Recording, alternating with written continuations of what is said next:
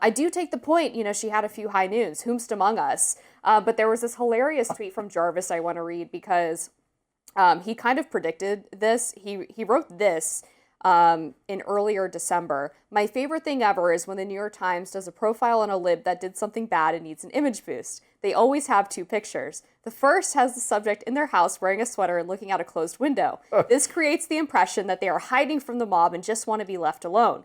The second picture has the subject walking in a park or garden looking pensive, as if to suggest that they will bravely push through their fear and ultimately triumph over the bad guys. And sure enough, and I wish we had the photos, two of them from the profile had her pensively looking out a window in a Can we sweater. get a close-up on this? Here we go. And then the other one, defiantly in the garden there we go. in the sweater. Amazing. It is very, very classic New York Times. So let me speak up firstly and to give a more permissive view of people's personal behaviour. I don't really particularly care what consenting adults do in their lives. She was separated, though not divorced, from her husband at the time.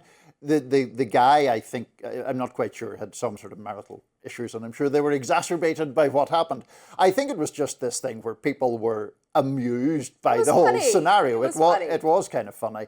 Where I have more common ground with you is I'm kind of skeptical of people who give interviews to the New York Times about how much they dislike the public scrutiny that is upon them. And she has also hired, the article makes clear, a communications consultant to work with her on this. Look, people shouldn't be harassed or receive death threats, obviously. But the idea of a sort of a, woe is me, this is horrendous to be in the public eye, and here's my big spread in the New York Times, that seems a bit hard